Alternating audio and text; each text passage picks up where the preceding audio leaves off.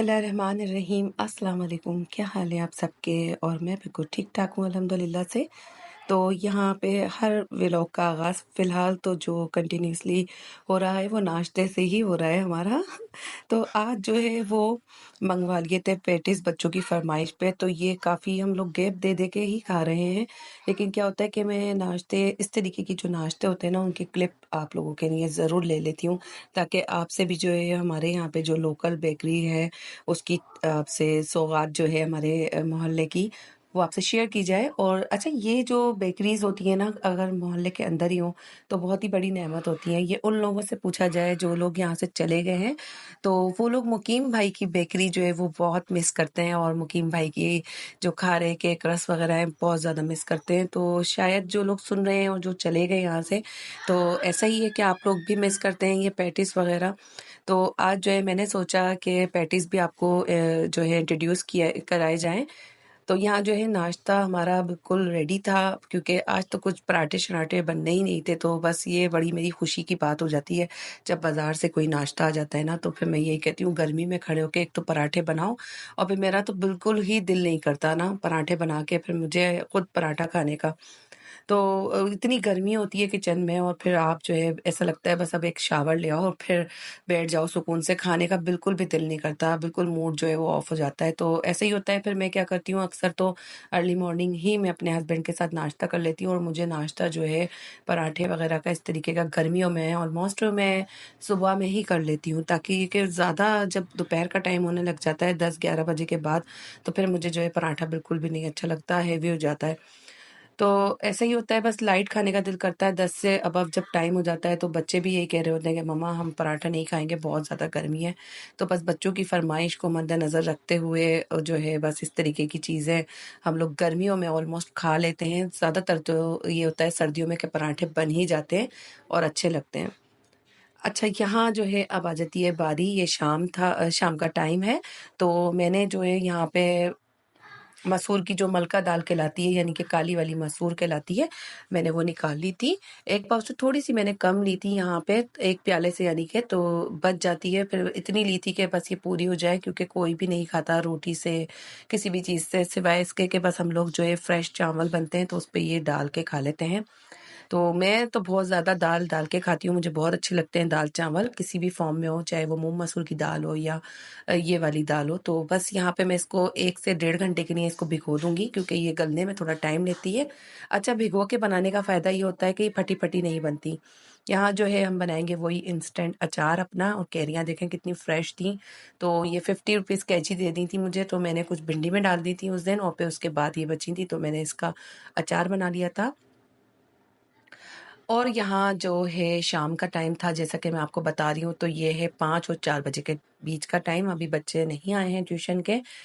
तो बस हम लोगों को बड़ी ज़ोर की भूख लगी थी, क्योंकि हमने सुबह पैटीज़ खाए थे, तो यहाँ जो है मैं पराठे बना लूँगी 2, और यहाँ पे मेरे पास रखा था कल का कीमा करेले, तो बच्चों ने कहा मम्मा आप बस ये रोटियाँ डाल दें तो हम लोग ये खा लेंगे। तो मैंने कहा चलो मैं पराठे डाल देती हूँ, क्योंकि हमने सुबह नाश्ते में भी जो है वो हल्का ही नाश्ता किया था, 2-2 पैटीज़ खाए थे, तो फिर मैंने कहा चलो आप लोग थोड़ा-सा फ़िल अप हो जाओगे, इतने ये कि दाल-चावल बनेंगे, तो बिल्कुल ही पूरा दिन रोटी जो है वो फिर स्किप हो जाएगी। तो इसलिए फिर मैंने 2 पराठे डाल दिए थे हम लोगों ने, फिर ये भी कम पड़ा था, तो क्योंकि मैंने यहाँ पे जो है वो आम का अचार भी रख दिया था इसी के साथ, तो माशाल्लाह से मैंने फिर एक और पराठा बनाया था, और 3 पराठों के साथ हमने ये माशाल्लाह से पेट भर के अपना खाना खा लिया था इवनिंग का। तो बस यहाँ पे यही होता है, बच्चों को कभी भी कुछ भी भूख लग जाती है, और आटा मैं गूँध के रखती हूँ, ताकि ये कि कुछ भी नहीं तो बच्चों को पराठा वगैरह चाय के साथ मैं बना दूँ। तो शाम में ये होता है कि थोड़ा-सा उनका एक जो होता है पोर्शन निमट जाता है भूख का। और ऐसा ही होता है कि माएँ जो होती हैं वो कोई ना कोई अल्टरनेट ज़रूर रखती हैं रात और शाम के बीच का, क्योंकि बच्चों को जो है वो बहुत शदीद वाली भूख लगी हुई होती है। उनको यही होता है कि बस मम्मा कुछ भी दे दें आप बना के, हमें इवन के पापड़ ही बना दें, भूख लग रही है। तो बस ऐसा ही होता है कि जो रमज़ान के लेफ्ट ओवर मेरे पास पापड़ पड़े थे, तो अभी मैंने 2 दिन से वो भी तल दिए थे, तो उन लोगों ने इमली की चटनी के साथ उसको डिप करके खाए थे, बहुत मज़े के लग रहे थे।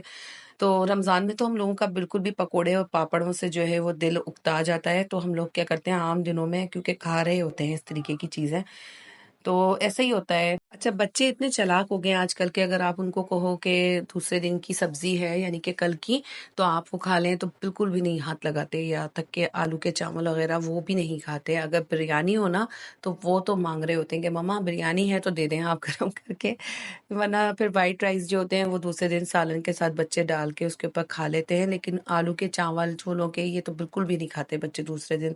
तो बस यही कहते हैं कि मम्मा टेस्ट खराब हो गया है, या फिर नखरे के लिए आप लोग आजकल के बच्चों के।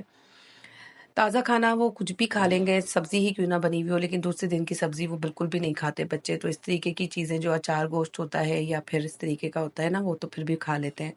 अच्छा, यहाँ पे केचअप बिल्कुल ख़त्म हो गया था, ग्रोसरीज़ जो है वो बस ऐसे ही हो जाता है कि कुछ ना कुछ कमी हो जाती है, तो माशाल्लाह से यहाँ हर चीज़ मिल जाती है। करीब-करीब दुकानें हैं, तो बस ये चिकन पाउडर थोड़ा-सा मुझे चाहिए था, नीट थी, तो फ़िलहाल मैंने इतना मँगवा लिया। फिर इंशाल्लाह ताला जब मैं जाऊँगी ग्रोसरी करने तो फिर सारा इकट्ठा लेकर आना ही है ऑलमोस्ट, क्योंकि सब ख़त्म हो गया है।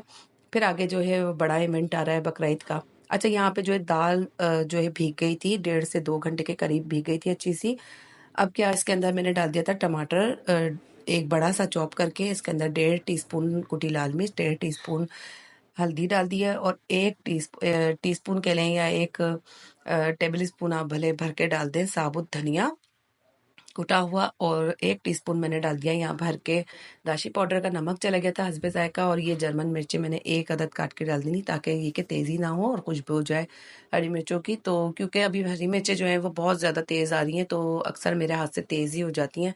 तो फिर बच्चे जो हैं वो बहुत ज़्यादा शिकायत करते हैं, मम्मा आपके हाथ से बहुत ज़्यादा तेज़ मिर्चें डल रही हैं आजकल।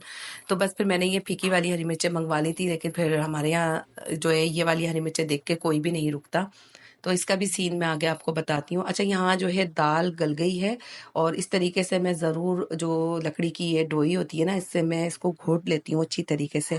इससे क्या होता है कि दाल जो है ना ये वाली बहुत ज़्यादा फटी-फटी बनती है। तो इससे ये होता है कि दाल के अंदर एक अच्छी-सी ग्रेवी सी बन जाती है दाल की ही, और बहुत अच्छा-सा इसका टेस्ट बन जाता है। तो आप लोग भी इस तरीके से पानी डाले बगैर, जब वो ड्राई हो जाता है इसका, तो फिर इसके बाद जो है इसके अंदर आप लकड़ी की डोई से इसके अंदर अच्छे से इसको घोट लें। तो घोटने के बाद इसके अंदर पानी डालें और थोड़ा-सा इसको रनी कर लें, ताकि ये कि दाल जो है इतनी गाढ़ी भी अच्छी नहीं लगती है, तो लिक्विड ही अच्छी लगती है दाल। तो फिर यहाँ पे आप बघार रेडी कर लेंगे, और एक दरमियाने साइज़ की मैंने प्याज़ ले ली थी, 4 से 5 अदद यहाँ पे गोला मिर्चें ले ली थी। अच्छा, बहुत सारे लोगों को इस वाली मिर्च का नाम याद नहीं रहता, तो ये लौंगी मिर्च भी कहलाती हैं और गोला मिर्च भी कहलाती हैं, तो आप साबुत गोल मिर्च भी कह सकते हैं इनको। यहाँ अदरक भी डाल दी है मैंने बघार में। तो अब ये बघार हमारा जब तक के ब्राउन नहीं हो जाता, तो इसको रेडी कर लेंगे, और थोड़ा-सा ज़ीरा डाल दिया था, तो अब इसको जो है हम इसके अंदर शामिल कर लेंगे। अच्छा, लास्ट टाइम जब मैंने ये वाली दाल बनाई थी मलका दाल ब्लैक वाली, तो मैंने इसके अंदर कड़ी पत्ता भी डाला था। तो अभी कड़ी पत्ता मेरे पास है, लेकिन मैंने नहीं डाला। तो मैंने, क्योंकि ऑलरेडी जो है आम का जो अचार डाला है ना, उसके अंदर मैंने 4-5 से ज़्यादा ही बल्कि कड़ी पत्ते डाल दिए थे बघार में, क्योंकि मुझे जो है वो अचार में कड़ी पत्ता बहुत मज़े का लगता है। अच्छा, यहाँ पे जो है दाल रेडी हो गई है, तो मैं थोड़ी-सी जो है खाती ज़रूर हूँ। तो बस थोड़ी-सी खाऊँगी, वरना फिर भूख जो है वो मर जाएगी। और फिर यही होता है कि आप जो है थोड़ा-सा भी भूख के टाइम पे 1-2 चम्मच भी खा लें, तो आपका जो मैदा होता है ना वो फ़िल अप हो जाता है। तो फिर जो है वो मैसेज नहीं दे रहा होता भूख का, तो भूख ख़राब हो जाती है। बस मैंने यहाँ पे 2-3 चम्मच चखने के बाद जो है फ़ौरन ही खाना लगा लिया था, क्योंकि भूख जो थी वो बहुत ज़ोर से लग रही थी, और दाल-चावल जब बनते हैं तो ऐसा ही होता है कि बस जल्दी से जो है खाना रेडी हो जाए और खा लिया जाए। यहाँ जो है चावल बनने में भी 15 मिनट लगे थे, और ये वाला अचार भी इंस्टेंट में हमारा बन गया था। जैसे ही ये दम पे मैंने चावल रखे थे, तो बस मैंने जल्दी-जल्दी बच्चों को बोला कि दस्तरखान लगाएँ और हम लोग जो है वो खाना खा लेते हैं।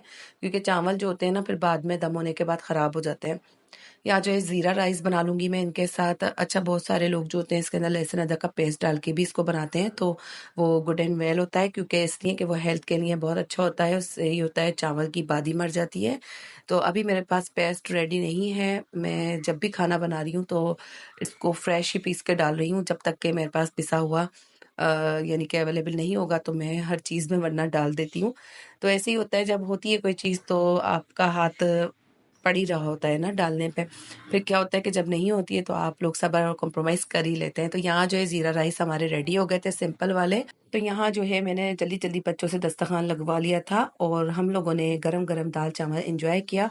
तो आप लोग इस रेसिपी को ज़रूर फ़ॉलो कीजिएगा, और मुझे ज़रूर बताइएगा कि इस तरीके से बनाने से आपकी दाल जो है वो किस तरीके की बनी है, तो आप लोग ज़रूर मुझे बताइएगा। आप लोग जब भी मेरी रेसिपी ट्राई करते हैं और मुझे कमेंट करते हैं तो मुझे बहुत खुशी होती है। तो गाइज़ आज के लिए बस इतना ही, तो मिलेंगे नेक्स्ट वीडियो में। जब तक के लिए अपने और अपने प्यारों का ख़ास ख़्याल रखिएगा और मुझे भी दुआओं में ज़रूर याद रखिएगा। मिलेंगे नेक्स्ट वीडियो में नई रेसिपी के साथ, और सेहत, खैर और आफ़ियत रही तो इंशाअल्लाह ताला डेली व्लॉग शेयर होगी। अल्लाह हाफ़िज़, बाय बाय।